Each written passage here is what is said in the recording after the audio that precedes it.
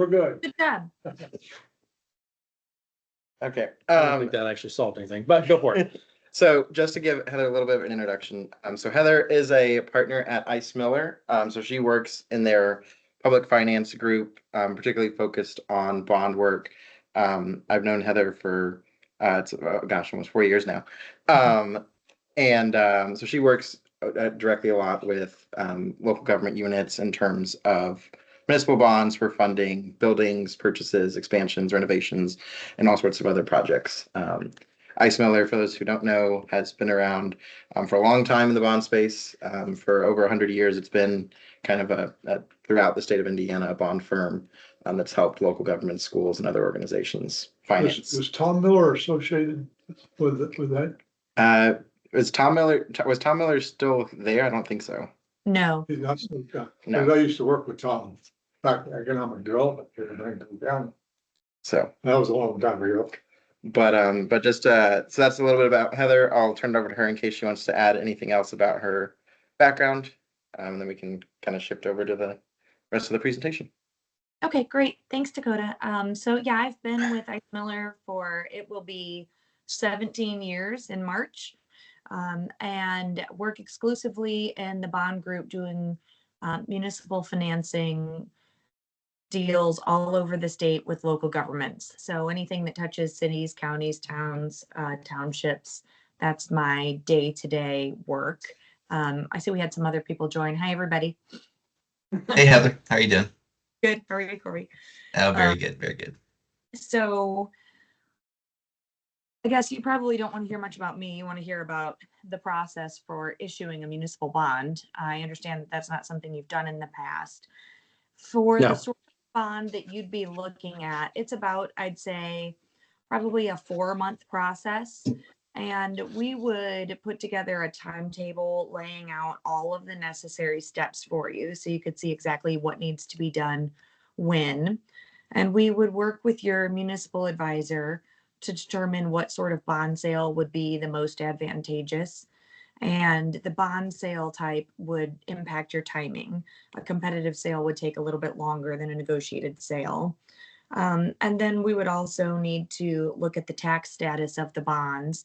And if we are moving forward with a tax exempt financing, then probably the first step we'd have you take would be to adopt a reimbursement resolution, so that any expenditures that you make early on can then be refunded. You could pay yourself back basically out of the bond proceeds once the bonds are issued. So the township board would need to take a couple of different actions, and I would lay all of this out in the timetable for you. But there's a preliminary bond resolution that is a pretty straightforward, just a couple pages, high level explanation of what the project is and the parameters around it.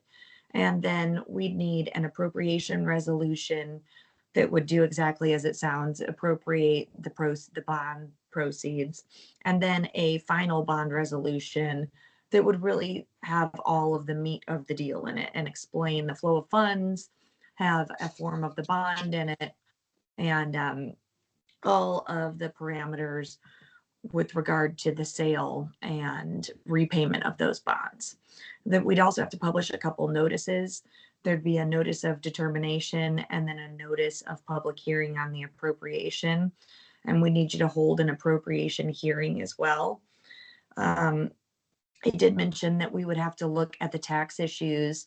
So in order to do that, we'd have to ask you questions along the lines of who's going to own any assets that we're financing? Will any of those assets be leased to a third party? Will any of the assets be managed by a third party? And would there be any third party with a special legal entitlement to the financed property? And then would there be any way for the township to be making money off of the project that you're financing? So any private payment coming in the door. So we would have a discussion about those sorts of things. And then the first step would really be for your municipal advisor to understand all of the hard costs involved. And I understand that we might be looking at building a building or potentially acquiring and renovating an existing building. So we just need an idea of what exactly the project is going to be and how much that would potentially cost, so that then your municipal advisor can run the numbers, and then we can dig into those sort of tax related questions that I mentioned. Of course, if we have a tax exempt issuance, you'd have a lower interest rate. And then at a high level, we need you to be able to spend all of the bond proceeds, or the majority of them. High level rule is 85% within a 3-year period. So you'd have some time to get those dollars expended. So I'm sorry, I'm losing my voice. This flu is killing me. So that's really just a kind of a high level, what the process looks like. Our role would be to draft all of the necessary documents, including the approvals and the notices I mentioned. And then we would also draft all of the requisite closing documents. So closing certificates and opinions and things of that nature. It's a pretty straightforward deal, payable, I assume, solely from property taxes. So I think the first real step would be making sure your municipal advisor has all the information that they need to run the numbers and be able to illustrate to you, this is how big of a financing you could support without having to deal with a referendum or a petition or monstrance sort of process. And then we could put together the appropriate timetable and walk you through all of the steps and draft all the documents along the way. So sorry, that was a lot. Do you have any initial questions for me? So Corby, are you the municipal advisor? That would be me, yes. Yeah, that's perfect. Yep. So my first question would be, just to Heather, would be, as far as geo bonding capacity goes, is that the same calculation for a township as it would be a city or a town based on, can't remember, it's 1% of the AB or whatever the is it the same calculation? I'm 99% sure it is. Yeah, I'll double Okay. check and make sure there's nothing wonky in the statute, but yes, I think it is the same, Corby. Okay. All right. Yeah, and I think, as far as kind of what you said, is, yeah, we can certainly get some parameters together, get those over to you to kind of start the bond ordinance and the reimbursement resolutions and all those kinds of things. So no, that makes sense to me as far as first steps go. And then I know we want to get some kind of timeline together here. You mentioned about a 4-month timeline. That's, if they're meeting once a month, that totally makes sense to me. So I know John Apple, we were talking about this last meeting, was, it takes a little bit of time, but I think they'd also be willing to maybe meet, maybe have some special sessions.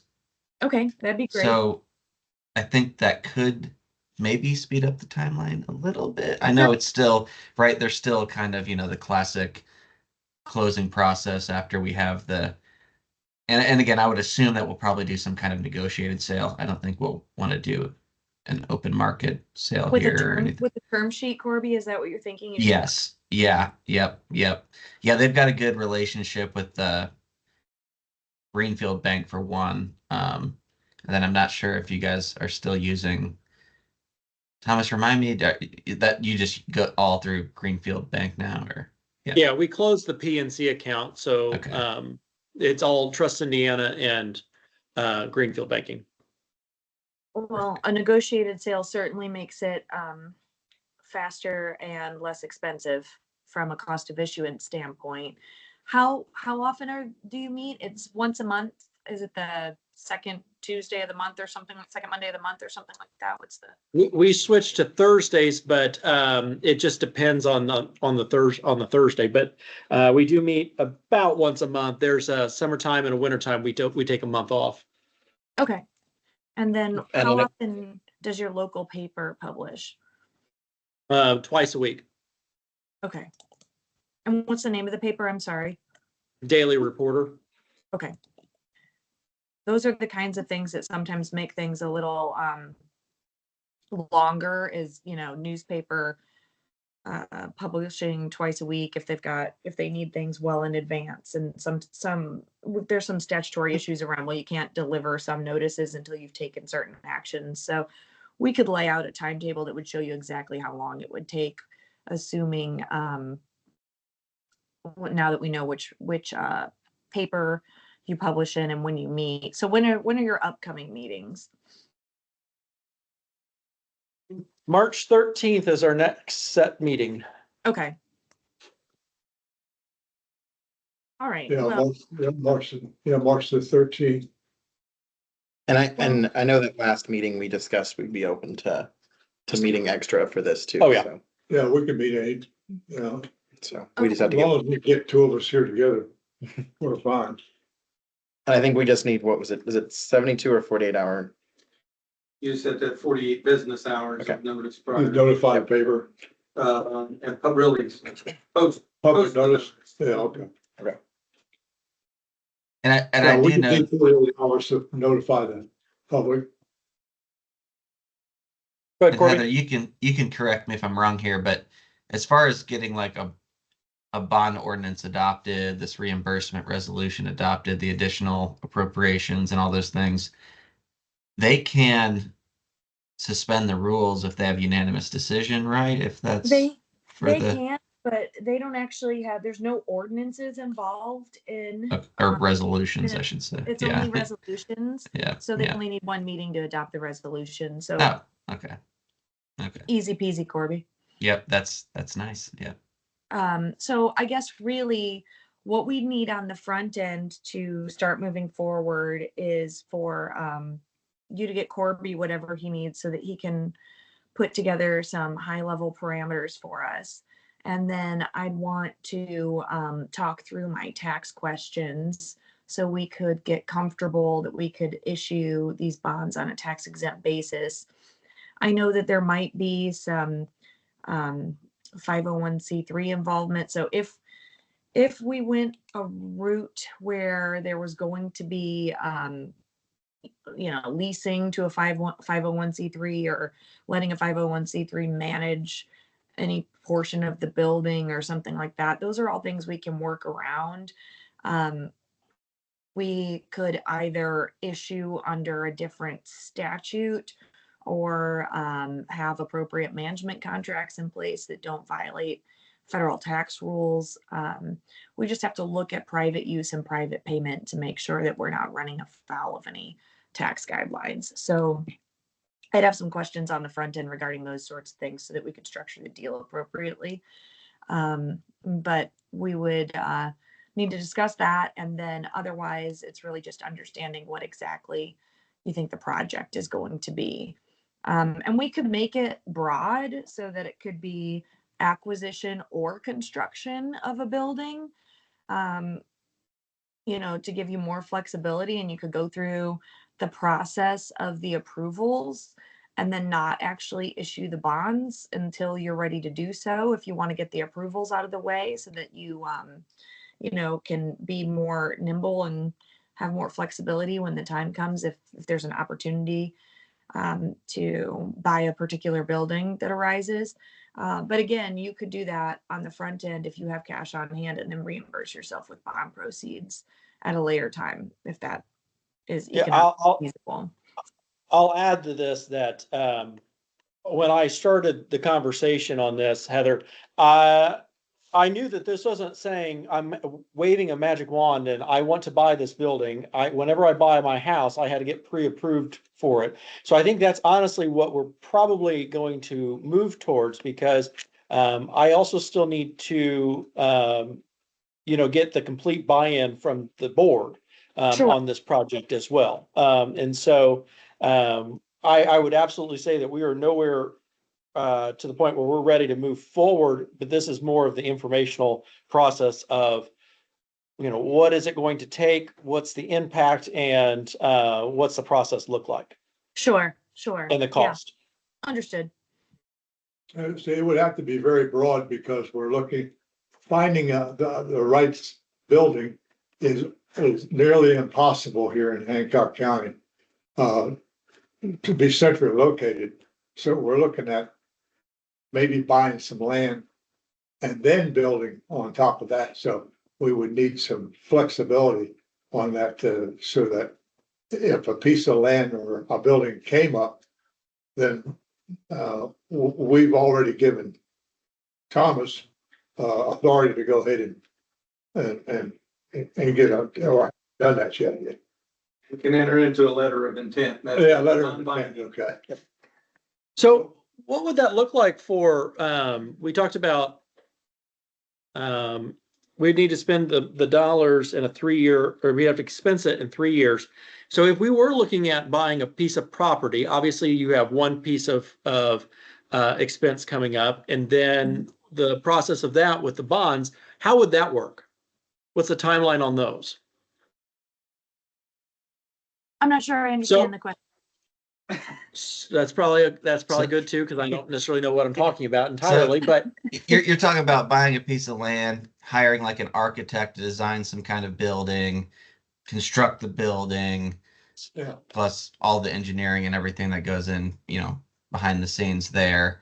Is that what you're meaning there, Thomas? Yes. I'm assuming. Are you Yeah. saying that Yeah. you'd need like one chunk of money up front for the acquisition of the land and then an additional down the road for the build for all of the construction costs? I'm a common guy, so I'm thinking of me buying a house. I find a piece of property, I need to go put money on the property, and then I'm gonna go find a house builder. So is that something that we can do with bonds, and how does that work? And is that a different bond?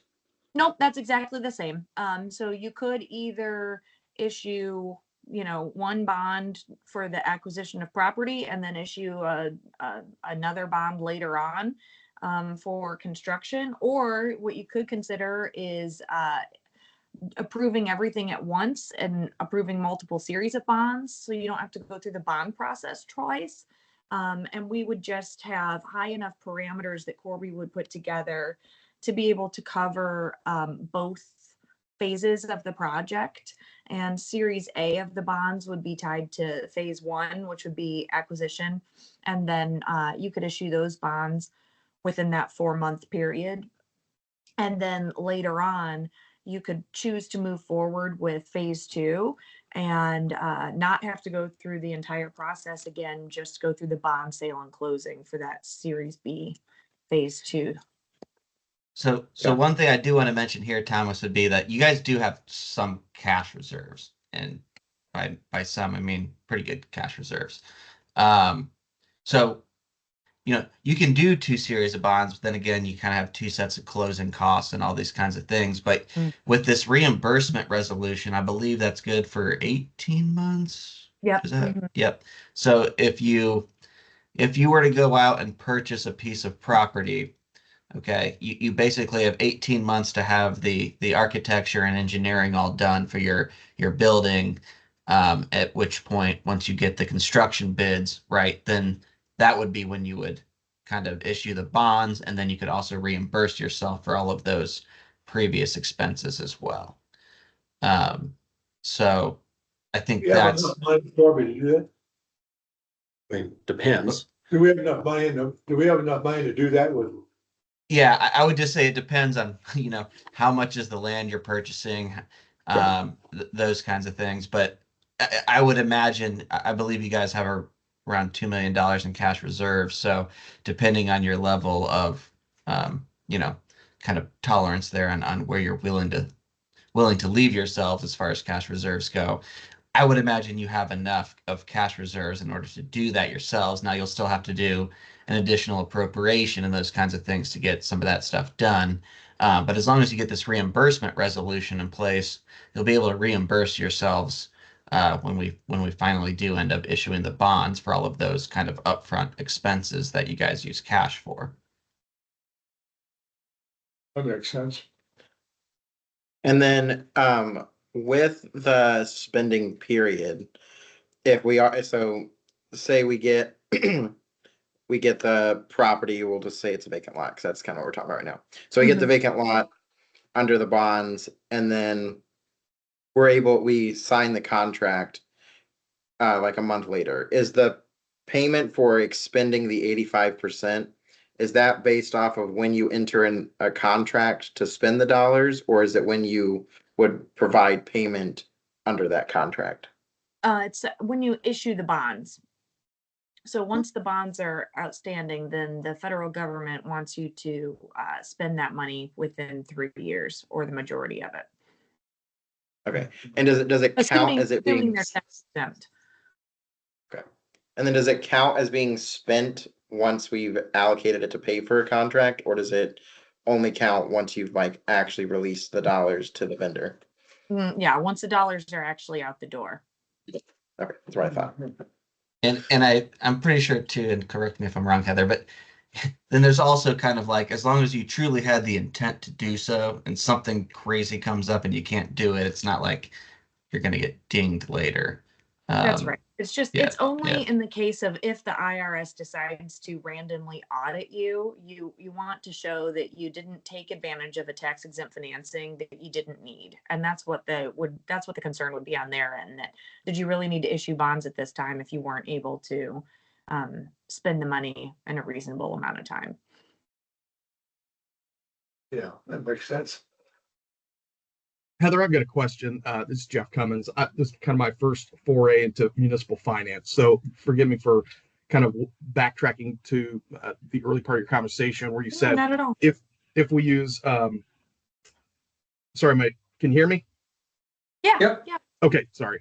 If we use a tax exempt process, then we can reimburse ourselves for those upfront expenses from the bond proceeds. Is that right? Did I understand that correctly? You can reimburse yourself either way, but if it's a tax exempt financing, then we need you to take official action by adopting a reimbursement resolution so that we can prove to the IRS, if you were audited, that you had intent to reimburse yourself with tax exempt bond proceeds when you made the expenditures.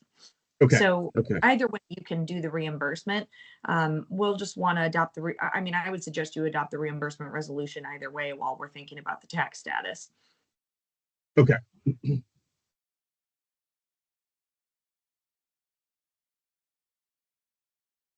So thinking the first step we need to do is adopt a resolution The first step is working with Corby on getting a plan. on getting a plan. Yeah, the first step, and I think Heather kind of mentioned this, is figuring out the parameters of what we're looking at here.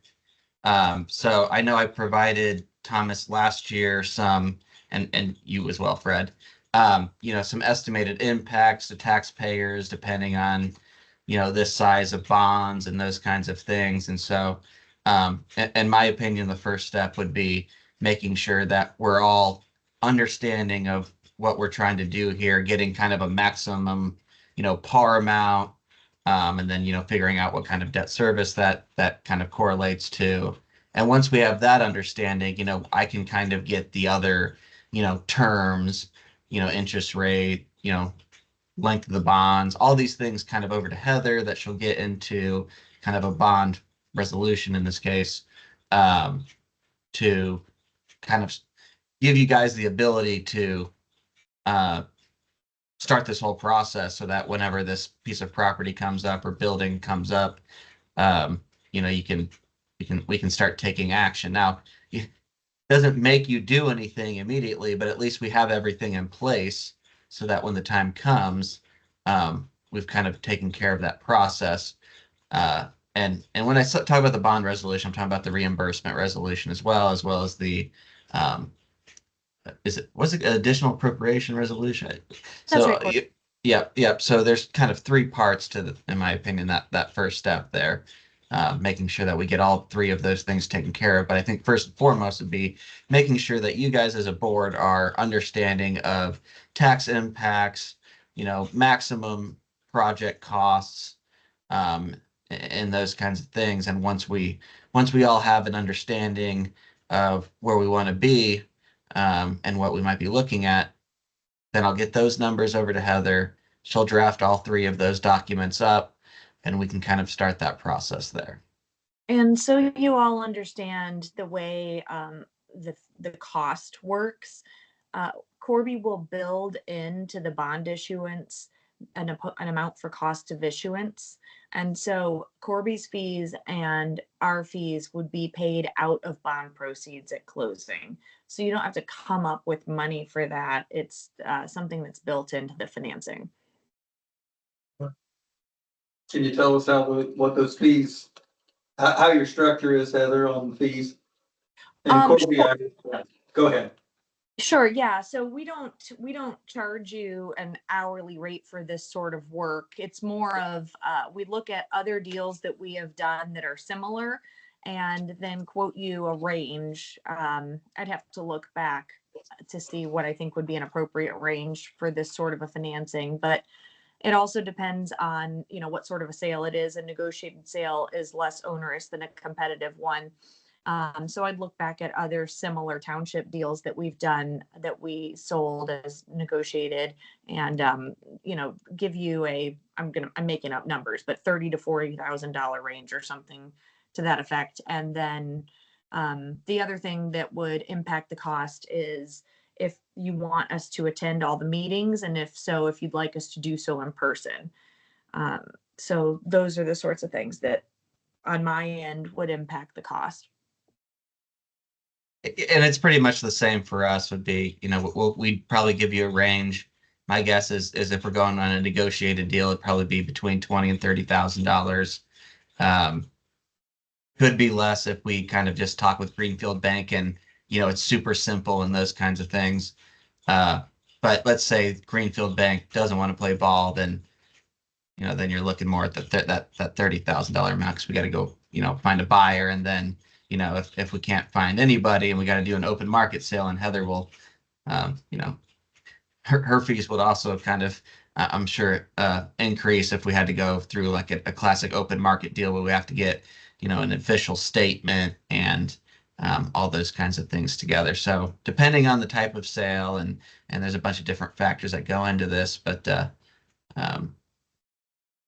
it's kind of a range there as far as the potential costs. Yeah. And then it also depends on if there are in fact tax issues that we need to deal with. And so that's why we give you a range, because when we structure these deals, we just don't know everything that's going to transpire until we get kind of dig into it more. So we're looking at, between the two of them, we're looking at what, probably 100,000. And then whatever I'd John's say- got. I'd say 100,000.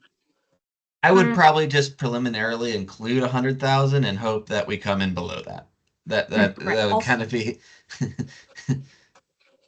I'd say that's Okay. probably high. That also should include, Yeah. the 100,000 would also definitely cover local council fees, I would think.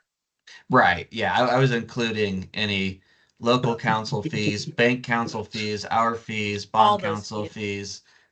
100,000 total there would be kind of my starting point. And I would imagine by the time we come and get this thing done, if it is just a straight classic negotiated deal through Greenfield Bank, it's, we're probably looking more like 60 total. So John was thinking about 20,000-30,000 for him too. Upward belief that. well, Even with no, that, we I should don't want be to say that at a 100 public meeting, but yeah. right? And then so after the bond is issued, what would the township's kind of due diligence obligations be after it was issued? And does that differ between if it's a negotiated and open market bond? Yeah. You want to speak to that, Corby? Sure. Yeah. If it's an open market bond, there's probably be some kind of continuing disclosure requirements, which is, in my opinion, something we don't want to do open market, in my opinion. If we can work with your local bank, right, that's going to keep our fees down. And again, Greenfield Banking, I believe they've done bonds with Greenfield, so they're in this whole realm, and I would imagine they'll be pretty competitive when it comes to having this discussion with them. But if we do a negotiated deal, there likely won't be any continuing disclosure requirements. So we have to file on EMMA at least. Now they might require that you provide them the AFR or something, on an annual basis. But that's fairly simple and not cost intensive. Yeah, that's just negotiated with the purchaser, right? They might say, we'd like to see insert financial statements or whatever it is that they'd like to see annually. And we could certainly say, well, okay, but you need to provide us written notice a couple weeks before you want to see something like that. The other thing is, assuming a tax exempt financing, you just have to keep in mind, as long as the bonds are outstanding, any private use or private payment that we didn't contemplate on the front end. Say if you wanted to, I'm just making this up, but like you gave naming rights to somebody for the building, right? We would have to make sure that anything that you do that would either make money or allow private parties to use and benefit from the space, we'd have to make sure that there are no tax consequences. And so it's just something to keep in mind while those bonds are outstanding. And we could always help you through that whenever there's something that you'd like to do along those lines. And what's the usual time period for an outstanding bond? Oh, for this sort of a bond, what do you think, Corby? How long? So I think when I gave Thomas the original figures, it was for a 10-year bond. Yeah, that's probably right. So the real thing as far as the financing goes is you never want the asset to outlive the bond, right? That's kind of rule 101. Don't issue a bond that outlives the potential asset. So I think when we started looking at some of the stuff, we were talking about a 10-year bond, but you can go up to 20. But once you get up kind of past 10 or 15 years, that's where the banks kind of start. They're not as fond of those kinds of things. So we've kind of stuck with 10-year issuance preliminarily, and I think that's probably what we'll see and propose. But for parameters as far as the bond resolution goes, we might say 20, but that kind of just sets our maximum term there. But my guess is that we'd be looking at more like a 10-year bond here. So when we're talking about parameters, I guess I should explain. So when you see these resolutions, we will put in there the high level parameter for, as the maturity date out could be as far as 20 years and a maximum par amount that might be much higher than you actually anticipate and an interest rate higher than you anticipate, just to give you the flexibility to be able to stay within those parameters and not have to go back through all of the public approvals. But so of course the goal would be to come in lower with a lower interest rate and pay the bonds off sooner and all of those things. But just so that you don't have to repeat any actions, oftentimes we'll put in higher parameters than you actually expect.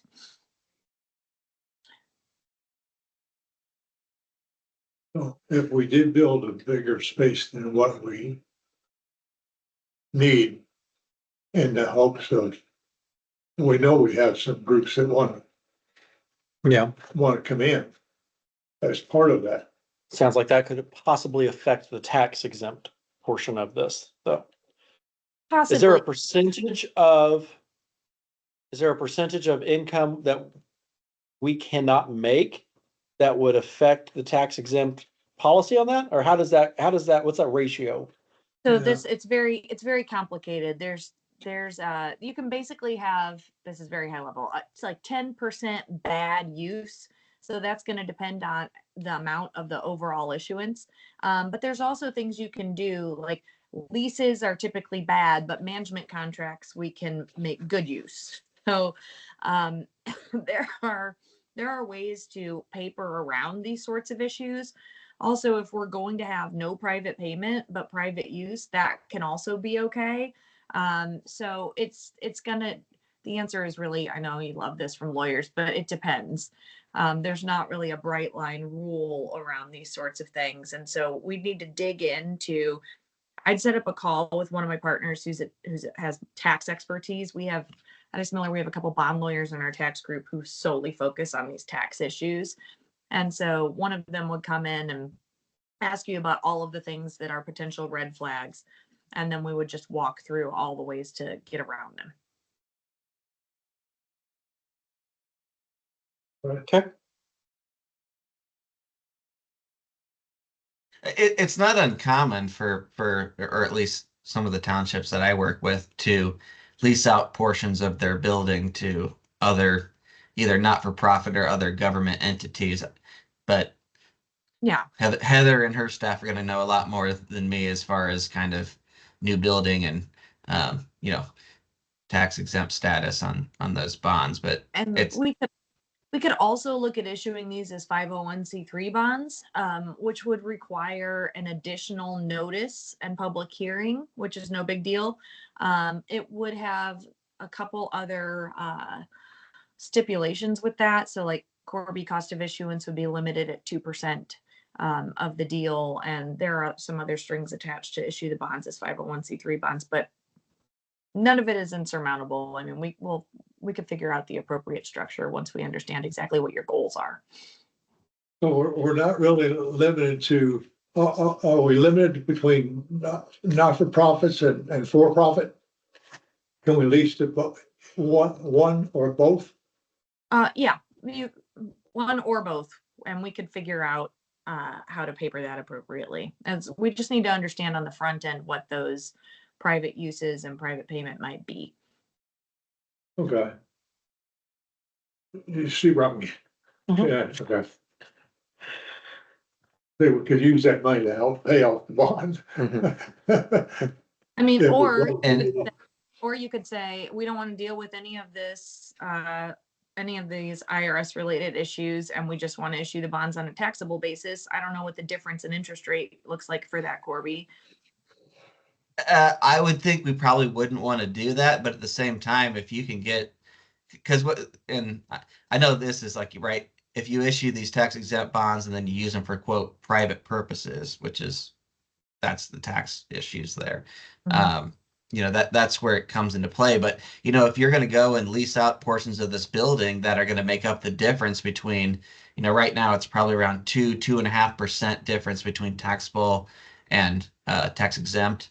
But right, if you can make up that difference and your leases or whatever you're trying to do with the building, then maybe we just go ahead and issue them taxable. Now, my guess would be that probably will not be beneficial to taxpayers, but that's something we can definitely look at if that's something you guys are looking to do. Okay. I don't have any other questions. I don't either. I just want to make sure we get that first step going. So what's the next step for these folks?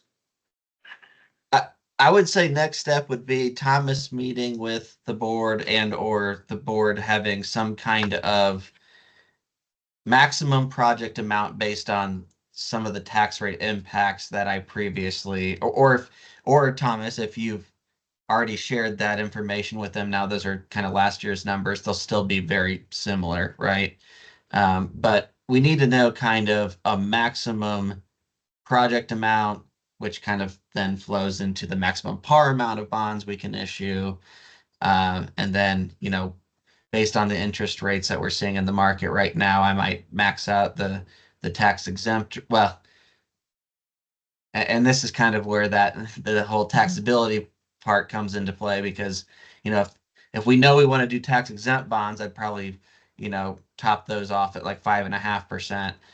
But if we think we might want to do a taxable bond, then I'd probably go all the way up to like 7.5%. And we could say in the resolutions, Corby, a max of 5.5 for a tax exempt interest Okay. rate, maximum of 7.5 for a taxable interest rate. And Okay. we could make it as broad and flexible as you want. Okay, good. So to me, that's kind of the next step would be, what is the board willing to accept as far as a debt service levy, and what's okay as far as the property tax impacts or the tax rate, the taxpayer impact, that you guys are kind of looking for or going to max out at. Because again, we need to have some kind of maximum there just for that bond resolution. A lot of the other stuff, I would say you could leave up to us as the financial advisors on the terms, as Yeah. far as interest rates go and the terms of the bonds.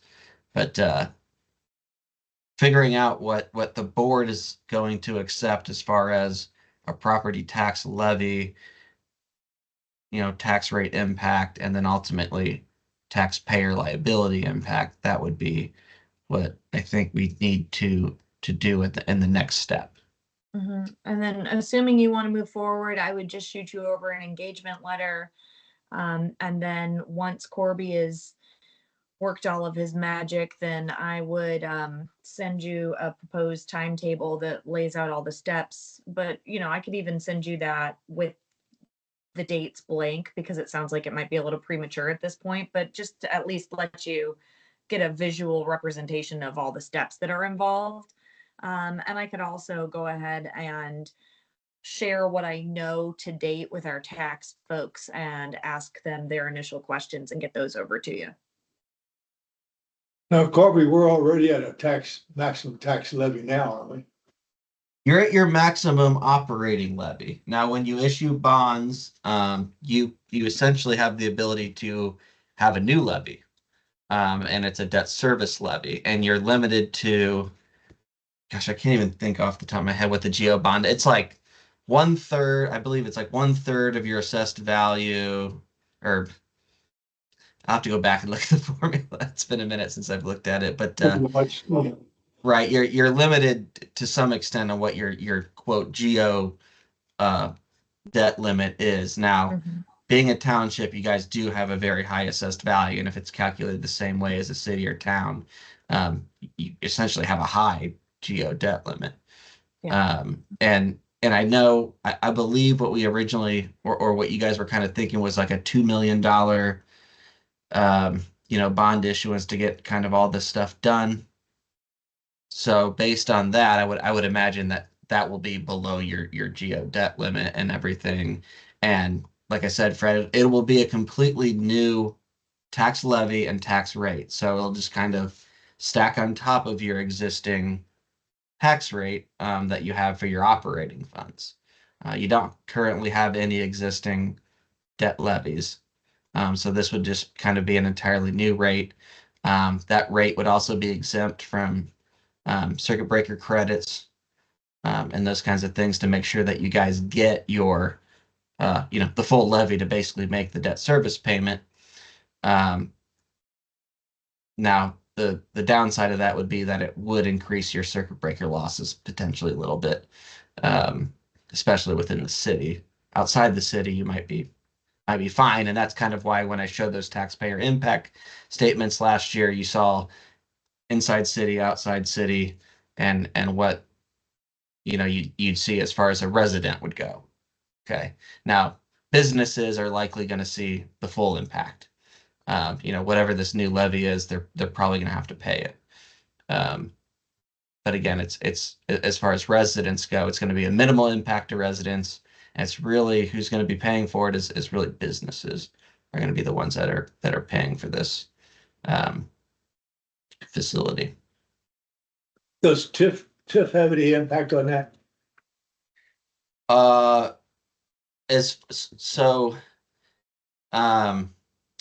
So the township doesn't have any TIF districts or anything. Now, the city likely has TIF districts, the county likely has TIF districts, and that will actually benefit the TIF districts and not you guys. So those TIF districts will see the benefit of this new debt service levy and the fact that their tax rates are going to go up a little bit.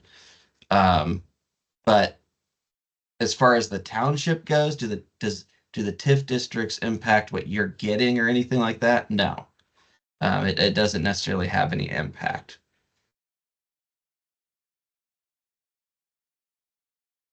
Does that answer your question there, Fred? It's yeah. There's I know that their TIF and everything is site here in Hancock County. I just, yeah. how that would. Yeah, no, I I'm in favor of helping them out. well, and whether you do it or not, right? The TIF districts are there. And I'm not saying that this helps them if you were to do something like this. It's just kind of a function of the way that property tax levies, TIF districts, and all that kind of stuff works. They essentially capture that quote increment. So the township wouldn't see any of that. Right. So to summarize, our next step is I need to get with the board and we need to get together on what it is that we're gonna go forward on. Jeff, I have 2 facilities that I'd like to tour you to show you what it is that what they've done. Basically utilize their space of how they've utilized their space. But when we go to it, I want you to remember that much smaller than what they have. One of them is Newcastle, which is the old YMCA building that they bought and that they had used for the shelter. And then they ran into some zoning issues with the city, and so then now it's no longer a shelter. And then we'll also tour Debbie's in Delaware Township's building that they've had as a community center. And their community center is massive, so nothing to what we would be looking at. Super. So I'd like to find a time to take you for that. I'd also extend it to you if you are on the fence or if you'd like to have our time around it. Are we able to do those? Do we have to do those tours separate? Yeah, I didn't think we could do it because you guys are going to be. So if I just walk at a really far distance behind you. So, Fred, I hope you're in a buy-in already. But if we need to do all 3, we can. There is a piece of property. Jeff, I'm sorry, I did not know you would not be here. I would have emailed this to you. I will send this property that has come across my attention as the last week, just as an idea. Okay, that's great. And this is between, just looking at that, this is between Quest Diagnostics That's and almost. Indiana Farm Bureau, right? Yes, that is between, That's 3, is that 3? yeah, almost 3 acre. Yeah. Yeah, right between. Yes. Yes, Oh, okay. unless you got anything else. I guess my question, this might be for you. Who should Heather send that engagement letter to? Oh, good And question. when do I need to recuse myself from Yeah, things? that's one of our issues, Heather, obviously with Dakota, we've got to get him, non-disclosure,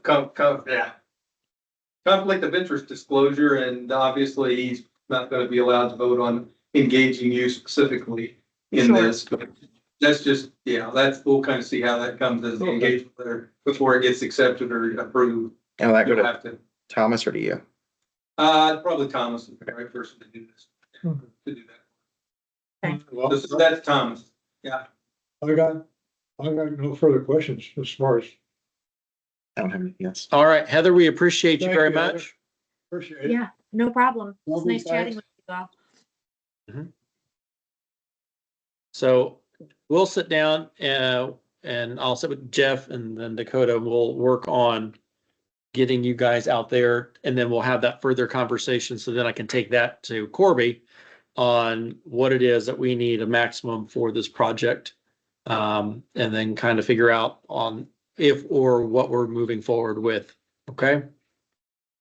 Okay, Mhm. sounds like a Does plan. anybody have any questions, Jeff? I think I'm good here. Corby, I might want to talk to you a little further. Just kind of, with property taxes, it's like squeezing the end of a balloon, or really it's like squeezing the ends of 12 balloons. So I might just want to visit with you a little more on some of those impacts. But we can do that offline and I'll get with you. Sounds good. Sounds good. And hey, yeah, any question you guys have, happy to answer it. Happy to have more conversations. I do need to get off here though. I got to get over to Warren Township here in just a minute though. So, yeah. I did send them all that $2 million geo bond, that whole packet that you gave the last year's Yeah. board. I Yep. did give that to both of them and present that. So they have that information for when you have your conversation. Perfect. And Jeff, I'm assuming you've got my info from kind of Yeah. I will From send it email to- exchanges. Yeah. perfect. All right. Well, thanks guys. Appreciate it. Okay, Thank you, Corby. All right. Okay, Corby. thank you Thanks, all. Heather. Thanks, Heather, too. Yep. All right. Bye. John, do you? Yeah, I just want to jump in for a couple things that we just need to keep a couple things in mind in the back of our head here.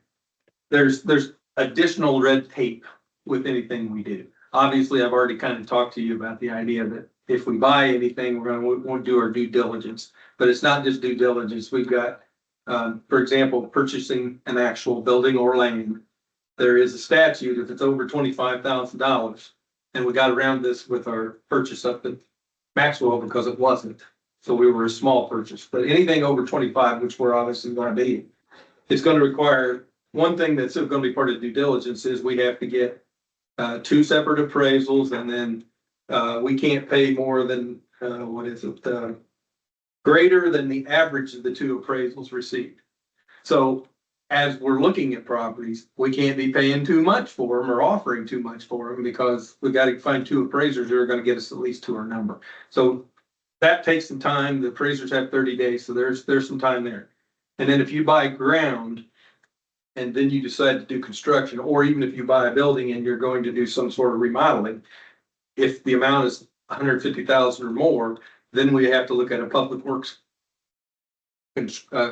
contracting statutes and all that.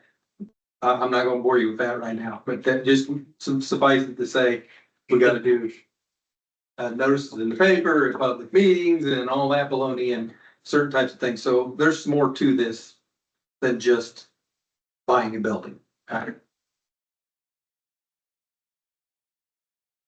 And all the zoning fun. And all the zoning and whatever else may be going on, yeah.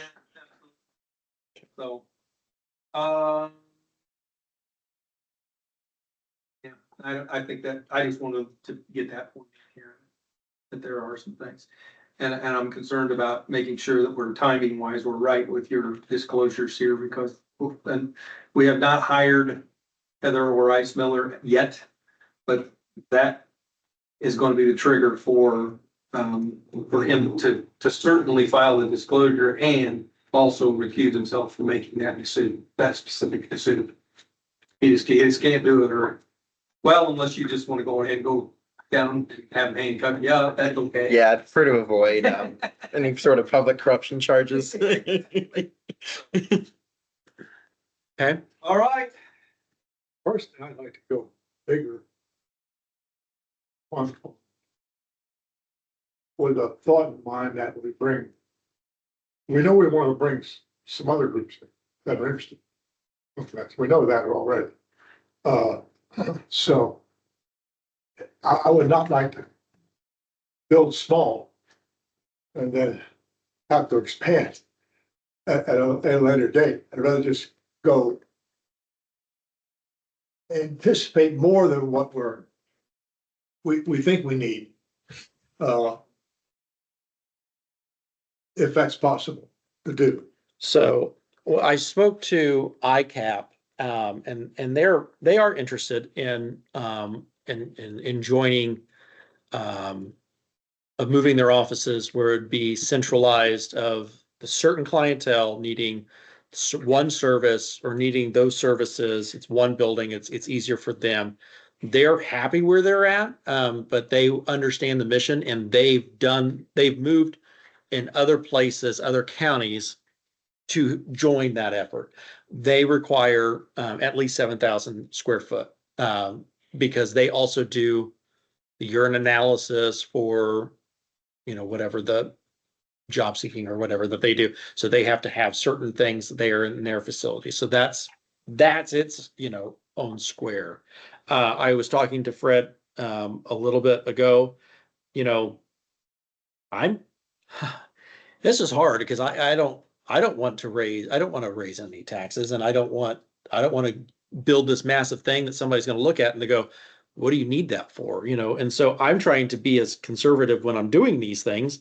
I'm thinking 4 offices, a reception room, this kitchen with some storage, a common area for the shelter, with showers, laundry rooms, a computer lab, smaller offices for meetings, and then some kind of community room with some storage, and then this multi-purpose room for the sleeping.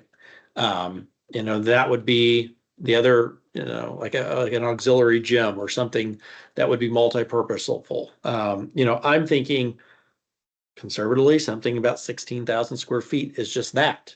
When I'm doing the numbers, and I'm no architect, so I don't know. I'm sure there's things I'm not considering on this. So The average, do you know what the average square footage is in Hancock County? I heard it's between 20 and 30 $20 and $30 per square foot. It wouldn't surprise me. That would probably lean towards the 30, Yeah, rather than the 20. And then we'd also want to make sure that we do whatever analysis and updating we need if we want to designate certain parts of the building as parks and recreational facilities for outdoor or indoor. Yeah, and so if we're gonna go to the full shebang on this, and this is a Parks and Rec building as well, I mean, that, I couldn't imagine the size that we would need then. And then that truly might be that we need to wait and make an offer to Greenfield for the Parks and Rec building and just make do with what we have. Or lease out something small until we can figure it out. Because I just, that building is literally, that would be the perfect building for that mission. And it's got property that we could do something else on it, for the office as well. And so I'm not willing to rush into anything on any of this. I don't want to feel like I am on you guys either. This is not something that we just came up with at the end of the night, though. And so I'd also want to do our due diligence. I don't know that almost 3 acres is big enough for that, for what our dream of doing and to be able to offer back to the taxpayers That either. kind of capacity. So, yeah, I'm gonna throw it out there. Like I said, during the legislative conference, I met with, the Newcastle trustee, who, we were talking about, I did a testimony on a homeless bill, and we had a discussion about what he was doing. He had no idea what we were doing here in Greenfield. And he was like, their trustee before them had bought this old YMCA building that is massive. I think it's 3 stories big. It's currently up for sale. And I said, well, if you can just pick it up and move it, that would be great. But unfortunately, we can't do that. Unfortunately with him, the city does not want a homeless shelter in city limits, and not saying that the city does either. But so they put a stop to it, and it was not zoned properly to begin with, and that's why he can't use it for that. So he's got this 3-story building that he has his township office in. Thomas,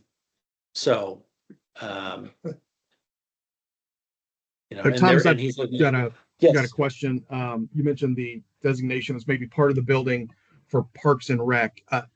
Why does that necessarily mean it would be bigger? Help me understand, or maybe I misheard. So if we were doing a Parks and Rec, which the original thought on a Parks and Rec building would be like an indoor walking course for the seniors, because I hear that complaint often, and the Parks Department hears that often, is that there's not an indoor walking space. We hear that there's no indoor pickleball courts. The Boys and Girls Club's not suited for that. And so you're going to want a space to be able to do that. You've got requests in there for racquetball and volleyball. And so just finding space to put those things in is going to be the size of the wellness center. Fill in the pool. We're not dealing with that liability. But have our offices there, have the community room there. So anything that you're adding, if you're adding pickleball courts, if you're adding a basketball court, if you're adding the indoor walking track, I mean, it could be a very small track that you got to do 17 circles on to get a mile, so that's going to add to the size of it, I would assume. Okay, I got you. I wasn't following. Thank you. Big. I'm sorry? Even the wellness center would be big. Yeah, it would have to be like the entire perimeter, and I think it's 4 laps if they did the entire perimeter is what we were talking about to make a mile, but it's something inside and safe. But part of that consideration is that also opens us up for potentially additional funds that could be used if it's a Parks and Rec facility, right?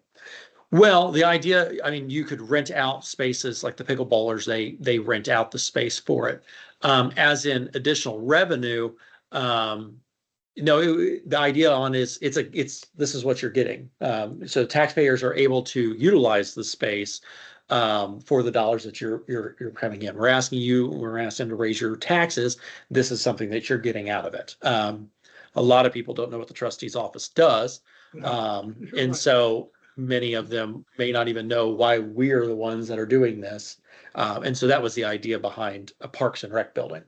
And it's something that is literally on the Parks and Recs list of requests now, is that there's no indoor recreational facility in Hancock County or in Greenfield. Not to take away from, I'm not looking to do a gym. I'm not looking to do a daycare. I'm not looking to do any of those things that Hancock Wellness does. This would be something that would just be, open to people to come in.